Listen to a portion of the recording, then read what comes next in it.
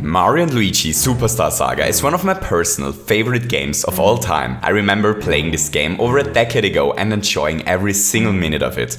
But the game is not only a really important one to me, but also a really important game for the Mario franchise in general. The game is the first Mario and Luigi game and sets the tone for several sequels. I love the Mario and Luigi series, and Superstar Saga is my favorite of them. So I thought it would be interesting to revisit the game and to find out if the game aged well and if it is still fun to play 14 years after its release. To my surprise, the game is not only still a ton of fun despite its age, but it feels as if it was released yesterday. In fact, I do believe that Superstar Saga does many things better than its sequels. In this video, I want to go through the whole game step by step and discuss the many things which make this game amazing, but also the few flaws it has. Since there was a remake released a couple of weeks ago, just a quick spoiler warning. If you're currently playing the remake, this video is going to discuss the complete game, from the beginning to the last boss, everything. With that being said, are you ready? Let's do this!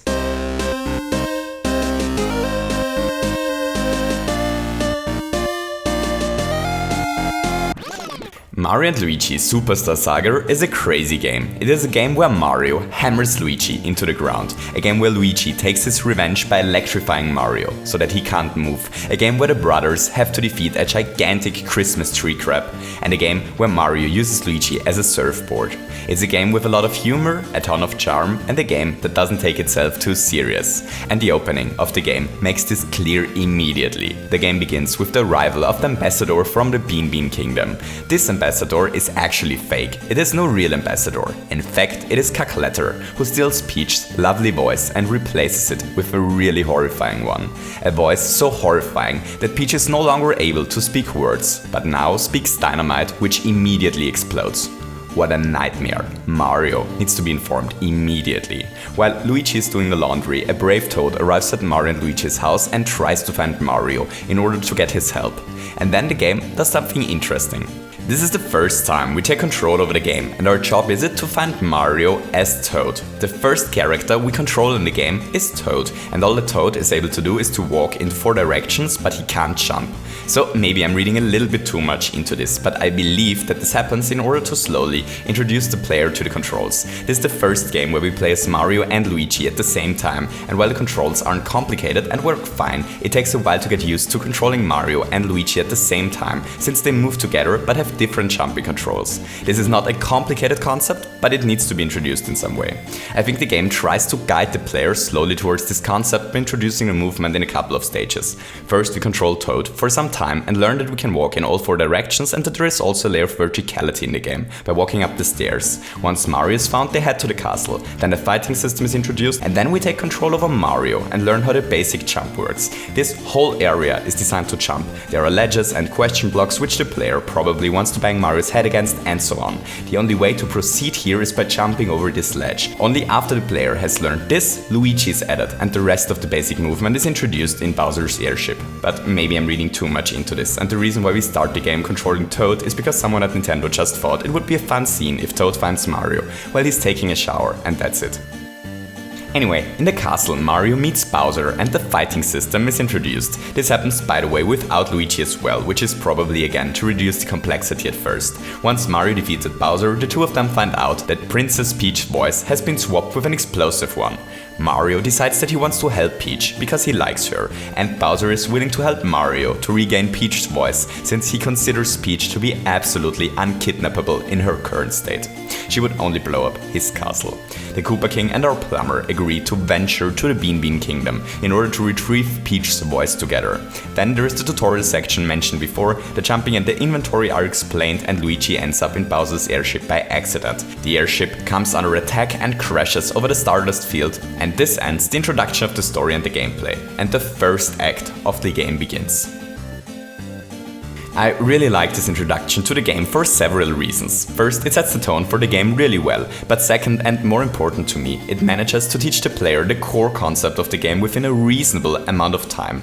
If we play at a reasonable speed, it takes about 20 minutes from the start of the game until the introduction and the tutorial are finished. In between there are already gameplay sections, and while there is some handholding and a couple of things are explained in a little bit more detail than necessary, it manages to explain the basic combat, story, movement and inventory inventory concepts within 20 minutes. That's an okay time.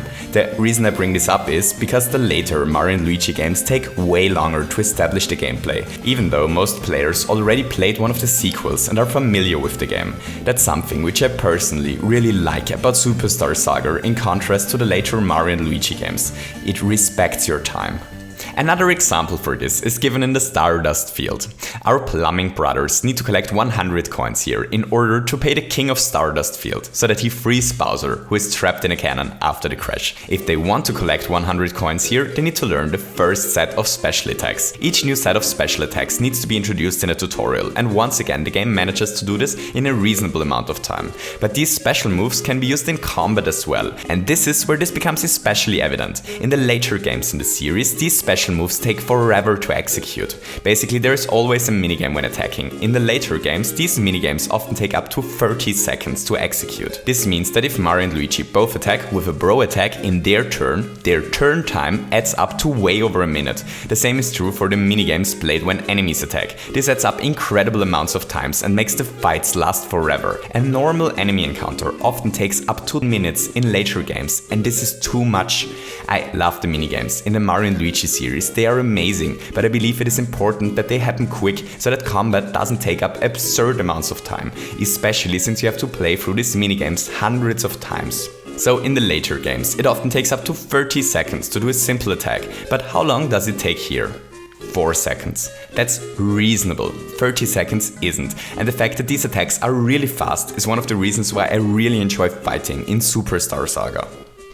Anyway, once Mario and Luigi collected 100 coins, they are betrayed and fight the king of Stardust Field as the first real boss in the game. Bowser gets shot high into the air and disappears, but our brothers don't seem to bother too much and move forwards to Oho Mountain. The path towards the Bean Bean Castle is blocked by a stone, which our plumber duo can only destroy if they obtain the hammer. If they want to get the hammer, they have to acquire a rare ore from the top of Oho Mountain.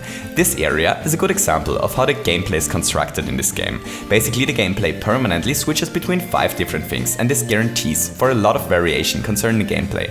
The gameplay permanently shifts between exploration areas. Like at the beginning of this section, Mario and Luigi need to explore the area and have to find out what to do next. Then there are puzzle sections where our brothers need to use the brain behind their mustaches in order to proceed, like this small puzzle here, where they need to figure out that they are able to extinguish this fire by spitting water on top of it.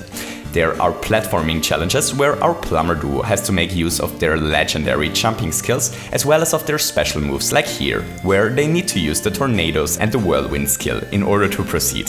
Then there are the fights in between, and those are really interesting on their own, but we'll talk about them in a moment. And there are surprisingly many minigames which further help to keep the gameplay interesting. In this area, for example, there is this minigame where Mario and Luigi need to collect 10 energy balls before a timer runs out. The amount of minigames in this game is insane. Almost every area in the game features at least one minigame, most of them several, and many of them not only vary the gameplay and are an interesting break from the rest of the game, but are surprisingly well done and thought out. The barrel minigame is one of my favorites later in the game, and this small minigame could probably be a small mobile game by itself. Even the question blocks are minigames that come in different forms and require some skill in order to maximize the amount of shiny coins. Keeping everything as varied as possible was definitely something the developers tried to achieve, and at what they definitely succeeded. Anyway, the game permanently switches between these 5 things. There is some exploration, a minigame, a puzzle, a fight, a little bit of platforming followed by a fight or a minigame, and so on. This structure keeps the game incredibly engaging. There is always something new and something different, and this combined with the charming humor makes this game so captivating. I think it is really important for games with turn-based combats to constantly confront the player with new and different things beside the fighting in order to keep things interesting over longer gaming sessions, and Superstar Saga completely nails this. But the game not only is incredibly varied beside the fighting, but during the fights as well, but more about this in a second. Once our duo reaches the top of the mountain, they have to fight against the dragon. Once defeated, it turns out that this dragon was the prince of Bean Bean Castle, who was transformed by Cacletta. Thankful that our plumber saved him, he grants them permission to enter the Bean Bean Castle. Mario and Luigi obtain the hammer and make their way to the castle. There, they run into a trap and drop into the sewers. And then they have to do something that neither Mario nor Luigi do very often. They have to do plumbing. afterwards they fight the corrupted Queen Bean. Okay, so let's talk about the fighting system, because it is brilliant. The game basically builds upon the fighting system of the original Paper Mario. Each one of Mario and Luigi's attacks has a specific timing, which makes it deal more damage. The special attacks are minigames, which, if played successfully, deal a huge amount of damage. But the interesting thing is that the same is true for the enemies. Each attack can be dodged, and so each attack an enemy has is a small minigame in itself. If the player knows what he or she is doing, then it is possible to beat the game without ever taking any damage, which is really cool. Because of this fighting system, the game has a really high skill ceiling and permanently stays engaging. We don't have to watch the enemy attack damage us, but we are actively part of the attack and we are able to avoid all damage dealt to us. But we also don't only hit a button and watch the attack play out, but we actively attack. Because of this, there are almost no downtimes during turn-based fights, which is an incredible achievement. It is a really simple but incredibly clever solution for a lot of problems turn-based combat systems tend to have, and I'm honestly surprised how little games use a simple system similar to this one in order to speed the downtimes in turn-based combats up and to increase the skill ceiling. But there is even more to it, because the enemy design in Superstar Saga is brilliant and really creative. There are so many memorable and different enemies in this game, it is crazy. And most of them have 2 or more attacks. There are Flying Koopas, Bullet Bill Snipers that snipe themselves at you, Dr. Mario enemies which die if all of them have the same color, and many more. The variation in enemy types and different attacks is insane for a 14-year-old handheld game. No enemy feels the same as another one, and this is amazing, especially considering that the only defense options are to jump or to use the hammer. Once the two defeated the Queen Bean boss, they learned that the magical Bean Star was stolen by Cacletta. This magical Bean Star has the power to fulfill all wishes if someone talks with Peach's voice to him, and this is the reason why Cacletta stole Peach's voice. A catastrophe. Cacletta needs to be stopped, but first our plumber heroes need to help Queen Bean, which was transformed by Cacletta into this monstrosity. They have to go to the Chocola Reserve and they have to retrieve the magical soda, which is living there, since this is Queen Bean's only chance. In the Chocola Reserve, a couple of interesting things happen. First, our brothers find out that Bowser lost his memory and is now serving the thief Poppers. Second, Mario and Luigi learn their second abilities, and in my opinion the most iconic ones, the hammer bashes. If Mario hits Luigi hard, he goes underground and is therefore able to walk underneath gates and to enter barrels. But if Luigi hits Mario hard, he's transformed into a smaller version of himself, which allows Mario to go through very small tunnels. But in my opinion, the most interesting thing in this area is the boss fight against the Wiggler, because this fight shows a couple of really interesting things about the boss fight design. If the Wiggler is attacked, it becomes really aggressive and dangerous, but if all parts are hit once, then the Wiggler becomes harmless once again. That is a small puzzle which is woven into the boss fight, and this is very interesting because the game does things like this with a lot of its bosses. So I mentioned before that the gameplay changes between platforming, minigames, fighting and puzzles all the time. The interesting thing is that this is not only true for the normal gameplay, but also for the boss fights. Tons of bosses incorporate some sort of minigame or a small puzzle or interesting platforming challenges. Here are a couple of examples. The boss which Mario and Luigi fought before always hides below a stone pillar, and our brothers have to destroy these pillars in the right order in order to make the boss vulnerable. This boss plays a shell game with our brothers, and only if they're able to keep track who is the real one, they're able to hit him. Some bosses have insanely complex movesets, which require a lot of platforming skills in order to dodge all attacks perfectly.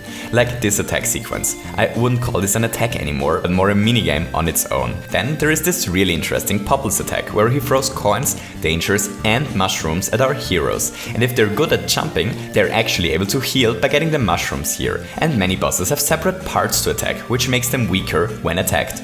The bosses are incredibly creative and real highlights of the game. Each one is different and the later ones are insanely challenging. But we'll talk more about difficulty in a moment. First, we have to help Queen Bean, so our brothers are able to defeat the evil soda boss and restore Queen Bean to her former beauty. Cacletta is at the Hooniversity. It is time for our mustached heroes to stop her, once and for all.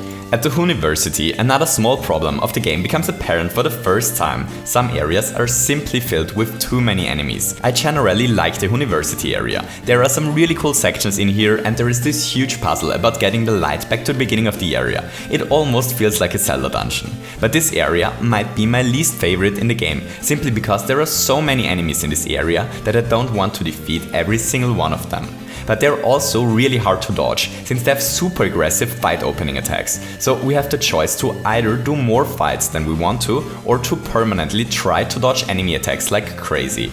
If we fight all fights, this takes for ages and isn't really interesting, since fighting the same enemy for the 5th or 6th time simply loses its charm, and the enemies here aren't varied enough to keep things interesting. Just so that no one gets me wrong, I don't think there isn't enough enemy variety in the game. In fact, there are more than enough different enemy types in the game. I believe that they simply put more enemies into areas than anyone wants to defeat. I found myself permanently in an encounter that I didn't want to do in this area. A couple of areas have this problem, and it becomes an even bigger problem the nearer we come to the end of the game.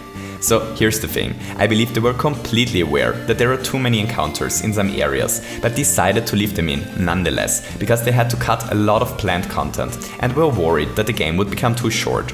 There is tons of evidence that they had to cut content in the second act of the game, and we'll talk about this in a moment, but I would have clearly preferred it if the game was an hour shorter than having to fight fights I didn't want to fight for an hour during a playthrough.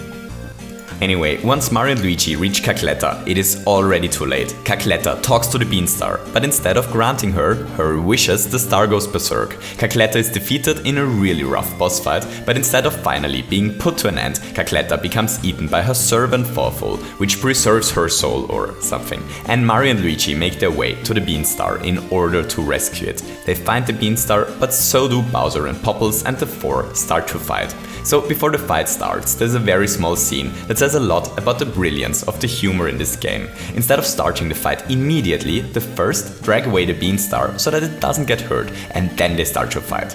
This little scene has no dialogue, but it made me laugh out loud, because it is so silly, yet done so well. The thing is, a lot of the humor in this game works because of the brilliant sprite work instead of the dialogue, and that has an incredible charm. Just so that no one gets me wrong, I often found the written dialogue hilarious as well, but what really distinguishes this game from other games with funny dialogue is how incredibly well done the sprites are. The game manages to build up a real bond to Mario and Luigi without them ever saying a single word. That's a really impressive accomplishment for a game as dialogue heavy as Superstar Saga, and I'm glad they went this way. The reason why I bring this up is that I very often see the scripting of these games praised, for a good reason by the way, but I very rarely see a mention of how much the little and silly animations add to the humor, and I think they're the real backbone of the storytelling in this game, and one of the main reasons where this game gets its silly charm from. Anyway, once we defeated Popples, once again everything goes wrong. All four are lifted into the air, the star explodes into 4 pieces, and Mario and Luigi awake at the Oho Oasis. In this area they learn the next set of abilities. This may be a good moment to talk about them.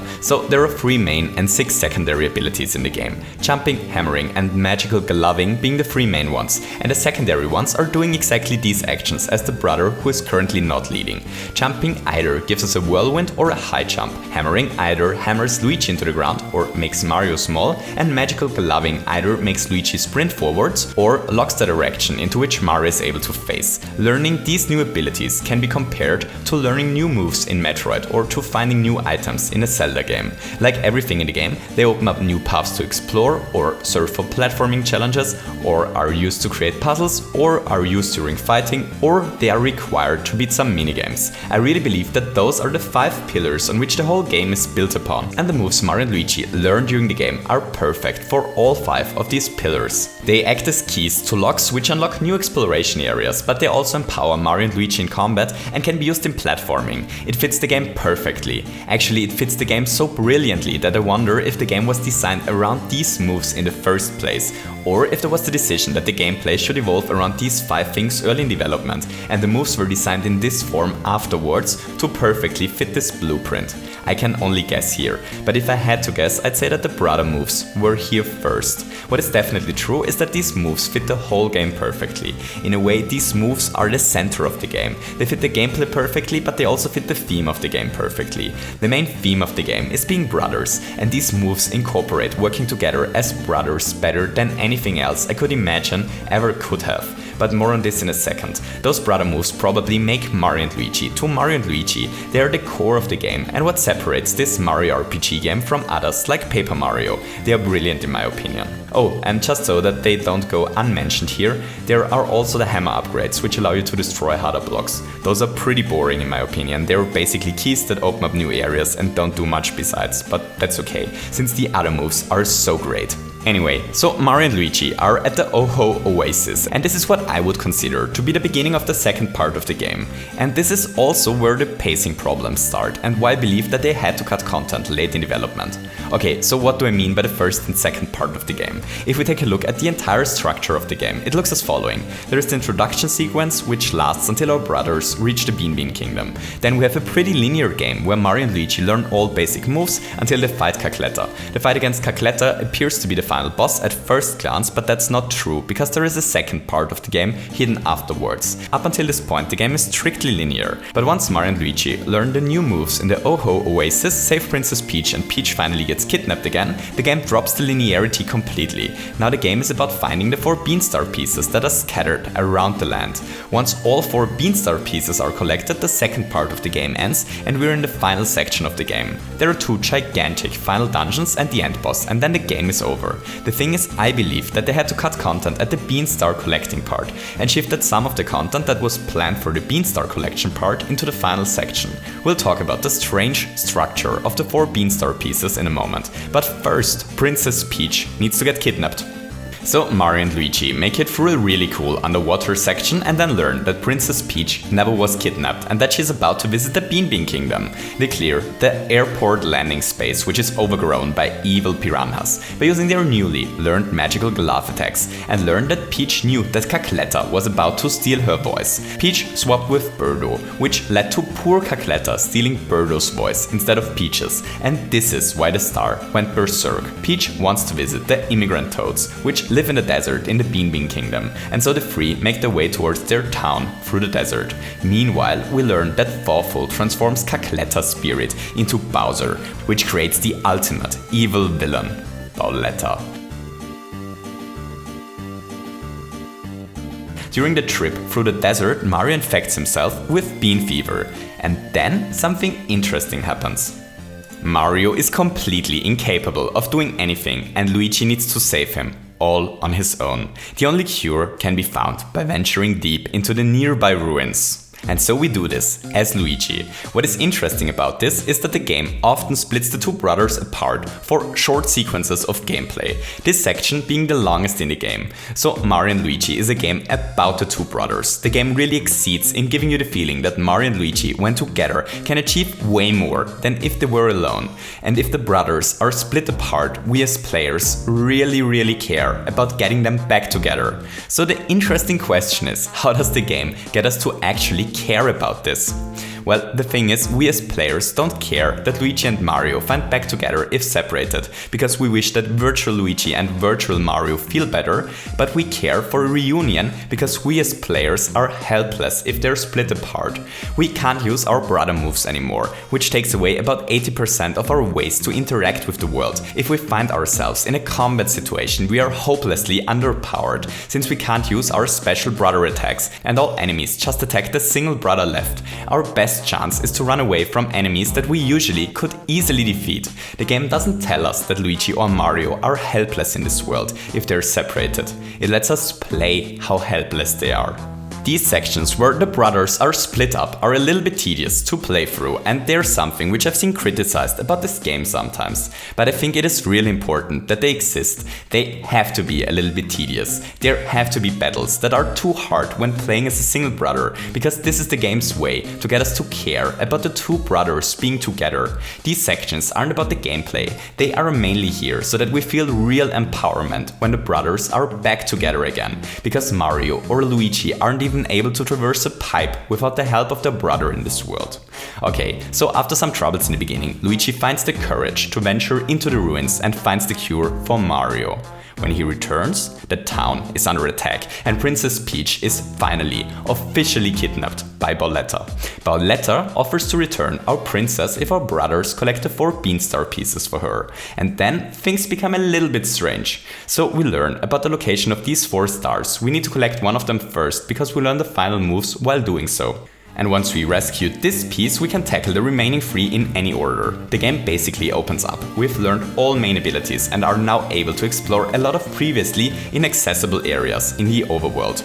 The first required Beanstar piece is a huge quest line. First the brothers need to find this ship manned by undead in the desert. There they solve a puzzle and play the best minigame in the game. Then the ship leaves the desert and the Beanstar piece gets lost. There is an underwater section followed by a beach section where Mario and Luigi learn their final brother moves. Then there is a huge area where they are tested on the newly learned abilities, followed by a boss fight, and then Finally, they get the first Beanstar piece. This whole section takes about 1 or 2 hours to complete, depending on how good you are at avoiding fights. And this section in combination with something that happens afterwards is the reason why I believe that they had to cut content, because all other 3 Beanstars that are now left take less time to collect than the first one and feel really rushed. For the next Beanstar, Mario and Luigi have to enter the forest and play a minigame, fight Popples for the 4th time and then get the Beanstar piece. For the one afterwards, they have to hit a switch, play this minigame, and they get the Beanstar piece, which is really anticlimactic as well.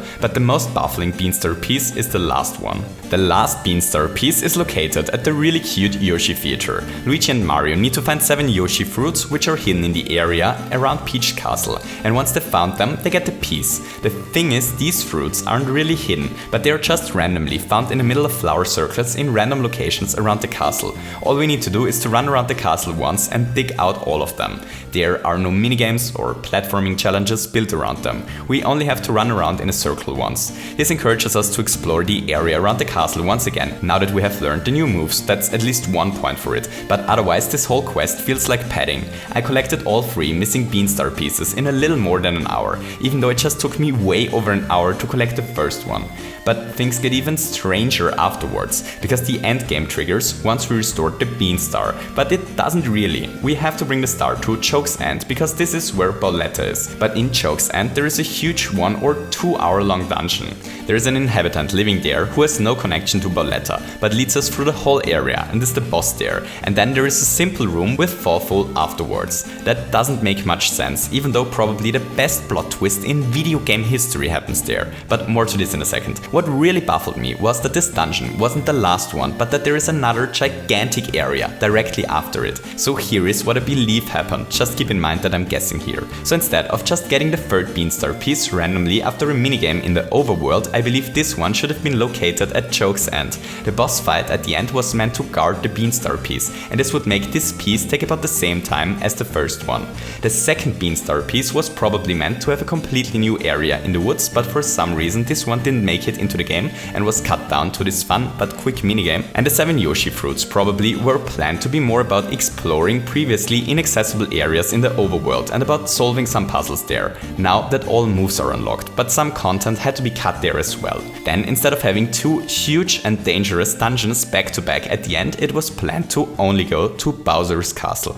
Just that no one gets me wrong, I think the collect the Beanstar part of the game is fun and works fine. It is not the best part of the game, but it is by no means tedious or anything. But while playing, I couldn't help but wonder what could have been if the second part of the game played out in the way that I believe they intended it to be at the beginning of development. Before we head to the final area of the game, just a few words on the potential cut content. If content was cut, this doesn't have to mean that they were lazy or that Nintendo forced them to rush the game out. The reason for something like this could also be technical limitations. The Game Boy Advance isn't the most powerful hardware, and the game definitely pushes the limits of the system. It could very well be that they simply weren't able to fit all ideas they had onto a simple Game Boy Advance cartridge and had to restructure the game because of this. It is really easy to forget the technical limitations when talking about older games.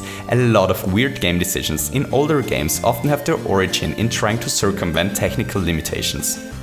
Anyway, there is still a lot to discuss, and this video turns out to be a little bit longer than I expected it to be, so let's head on. Once our mustached hammer swingers collected the Beanstar pieces and made it through Choke's End, they meet Bowletta. They try to trick Bowletta by giving her a fake Beanstar, but Bowletta understands what happens, steals the real Beanstar from the brothers, and now refuses to hand over Peach since the plumbers betrayed her. It is probably the darkest hour in the lives of our heroes. They failed. Bowletta has Peach and the Beanstar under her control, and the whole world is doomed. There is nothing that can save the world now. Or is there? In a moment of unmatched brilliance, Mario comes up with a plan. Together, the brothers disguise Luigi as Peach in order to achieve what is objectively the best story twist in video gaming history.